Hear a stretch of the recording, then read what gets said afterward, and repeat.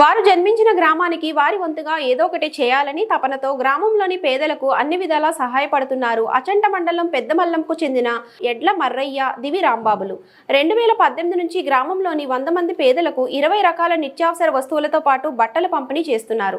వారందరికీ పెద్ద ఎత్తున భోజనాలు ఏర్పాటు చేసి గ్రామస్తుల రుణం తీర్చుకుంటున్నారు. 2018 నుంచి ఇదే విధంగా చేస్తున్నామని, రానున్న రోజుల్లో తమ సేవా కార్యక్రమాలు చుట్టుపక్కల గ్రామాల్లో విస్తరిస్తామని తెలిపారు. తమకు వచ్చిన ఆదాయంలో కొంత మొత్తం పేదలకు కేటాయిస్తున్నామన్నారు.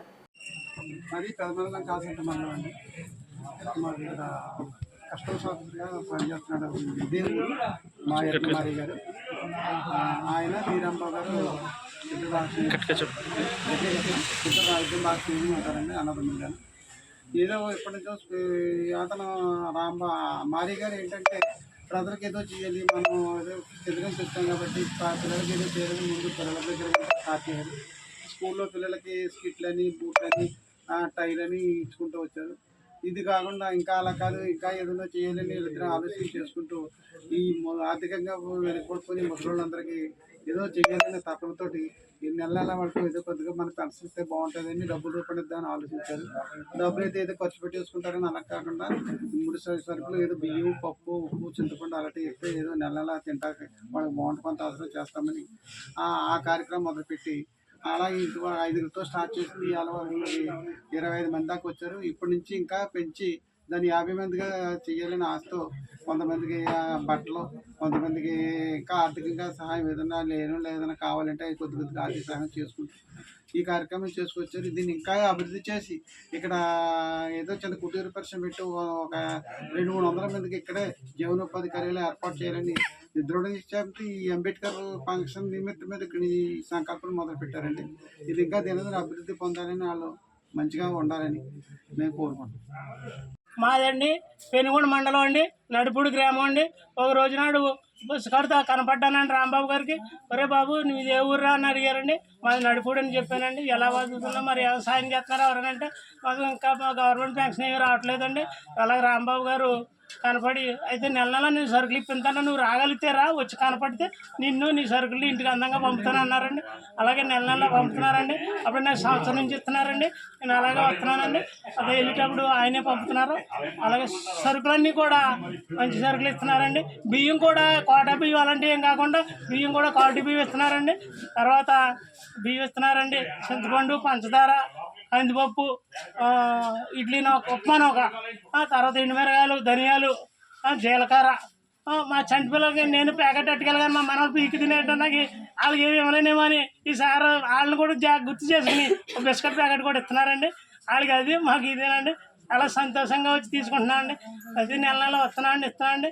రాంబాబు గారు నన్ను ఎక్కడ కనపడినా ఎందుకంటే మారి గారు జ్ఞాపం చేసుకుంటారు, ఆయన అభివృద్ధి చెందాలి, తర్వాత మేము మీకు కూడా ఉంటామని అంటున్నారండి రాంబాబు గారు. అలాగే సక్రంగా జరుగుతుంది. ఈరోజు నేను ఫోన్ చేసి రాంబాబు గారు మరి రేపొద్దున అంబేద్కర్ జయంతి గురించి ఆ సందర్భంగా మా సారు ఈ కార్యక్రమం పెట్టారు, నీకు బట్టలు ఇస్తారు, తర్వాత నీకు బట్టలు ఇస్తారు, నిన్ను భోజనం పెట్టి అందంగా నీకు ఇచ్చి పెన్షన్, నీకు ఏ సరుకులు ఇస్తున్నారో నువ్వు సరుకులు ఇచ్చి పంపుతాం అందంగా రారా అన్నారండి. పొద్దున వచ్చాం, సరే 8:30కి వచ్చామండి. టిఫిన్ ఇచ్చారు, తాగి కూర్చున్నామండి. ఈ కార్యక్రమం మొదలైందండి. మొదలైన కానీ పెద్దలు పిల్లలు అందరూ బాగానే వచ్చారు. మాకు ఏ లోటు లేకుండా అన్నమాట ప్రకారంగా ఆ పిల్లలు చూసినా చూడకపోయినా ఈ మాధవి గారు, ఈ రాంబాబు గారు ఇక్కడ సాయం చేయటం, ఆయన మీరు ఎంత ఇదిగా పంపినా ఇక్కడ సాయం చేయటం ఇవాళ చాలా గొప్ప అయింది సార్ అని చెప్పండి. నా పేరు దిగు రాంబాబు. ఇక్కడ మేము ఉన్న ప్లేస్ అయితే ఎడ్ల మారి గారని, ఇది ఒక ఎంప్లాయీస్ అండి. ఆయన వైజాగ్ కస్టమ్స్లో చేస్తారు. ఆయన నేను కలిపి ఎన్నో వ్యాపారాలు చేస్తున్నాం, ఎన్నో చేస్తున్నాం అండి. వీటికి సంబంధించి 2016లో మేము కొంతమందికి పిల్లలకి అప్పుడు బ్యాగులు, షూలు అవి ఇచ్చేవారు కాదని ప్రభుత్వం, మేమే ఇచ్చాం. టైలు, బెల్ట్లు, షూలు అన్నీ.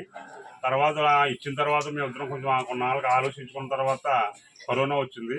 కరోనాలో కాకుండా అంత ముందే మేము ఏం చేసామంటే ఇది కొంతమందికి పెన్షన్స్ ఇవ్వాలని ఆలోచన పెట్టుకుని డబ్బులు ఇస్తే ఏం చేస్తారు, ఇలా పాడు చేస్తారని సరుకుల రూపాయలు ఇవ్వడం మనం స్టార్ట్ చేసాము. ఒక మనిషికి వచ్చి 25 రకాల సరుకులండి, 5 కేజీల రైసు, మిగతా సరుకులు. ఇలాగ మేము 5 మందితో స్టార్ట్ చేసి దాదాపుగా 15 మంది దాకా చేసుకుంటూ వచ్చాం. ఈ లోపల కరోనా వచ్చింది. కరోనా వస్తే కరోనా వచ్చినటువంటి వ్యక్తులకి ఎవరైతే ఉన్నారో వాళ్ళకి సరిపడగా కిట్ మొత్తం పంపించేవాళ్ళు. అన్ని శానిటైజర్ కానీ, కోడిగుడ్లు కానీ, వాళ్ళకి ఎన్వి కానీ, రైసు, పప్పులు, ఉప్పులు అన్నీ కూడా వాళ్ళకి ఇంటికి పంపించేవాళ్ళు. ఇలా చేస్తూ ఉండగా ఈ లోపల గోదావరికి ఫ్లడ్ వస్తే లంక గ్రామాలు ఉన్నాయండి మాకు, 2 గ్రామాలు. ఆ లంక గ్రామాల వారికి దూళ్ళకి గడ్డి లేకపోతే వాళ్ళకి కూడా గడ్డి కొని మళ్ళీ వాళ్ళు పట్టుకెళ్ళడానికి వస్తే ఇక్కడ భోజనాలు చేయించే వాళ్ళకి భోజనాలు పెట్టించి ఇదంతా ఈ మారీ గారి సమక్షంలోనే జరిగేదండి. చేసేది నేనే, కానీ ఆయన యాన్యువల్లో జరిగేది అంతా. ఇలా చేస్తూ ఉండగా కొద్దిగా పెంచాలి దీన్ని అని చెప్పి ఇవాళకి 50 మందిని చేసానండి ఇవాళ. ఎందుకంటే 50 మందిని చేసి ఈరోజు ఎందుకు ఇస్తున్నామంటే బిఆర్ అంబేద్కర్ గారు జయంతి సందర్భంగా ఇవ్వాలని నిశ్చయించుకుని ఈరోజు ఈ పేదవాళ్ళందరికీ ఈ సరుకులు, ఈ బట్టలు ఇవన్నీ కూడా డిస్ట్రిబ్యూట్ చేయడానికి ఈరోజు ప్లాన్ చేసుకున్నాను మా అన్నయ్య నేను. మా అన్నయ్య కొన్ని రాలేక కాదని కొన్ని కారణాల వల్ల, ఎందుకంటే అక్కడ కూడా అంబేద్కర్ జయంతి చేస్తున్నారు ఆయన వైజాగ్లో. ఎందుకంటే కస్టమ్స్లో ఆయన ఒక యూనియన్కి లీడర్ అండి ఆయన, ఆఫీసర్స్కి. అంటే దాని సందర్భంగా ఆయన రాలేని సందర్భంగా ఇక నేను మాత్రమే ఉండి చేయవలసి వస్తుంది. ఆయన మధ్యలో వస్తారండి, వీళ్ళతో కూడా కలుసుకుంటారు. ఆయన వచ్చినప్పుడు ఎప్పుడైనా బర్త్డేకి కానీ వీటికి మేము వీళ్ళందరికీ మళ్ళీ భోజనాలు పెడతా ఉండే, మధ్యలో వీళ్ళకి బట్టలు పెడతా ఉంటాం. వీళ్ళు ఎవరైనా ఇబ్బందుల్లో ఉన్నారని డబ్బులు ఇస్తూ ఉంటాం. కొంతమంది మీతో మాట్లాడారు కదండి, ఆ విధంగా కూడా చేస్తూ ఉంటామండి. ఇలాగ ఈ కార్యక్రమం అభివృద్ధి చెందాలని ఆ భగవంతుని ప్రార్థిస్తున్నాం. మీరు కూడా ఇలా జరగాలని కోరుకోమని అడుగుతున్నామండి.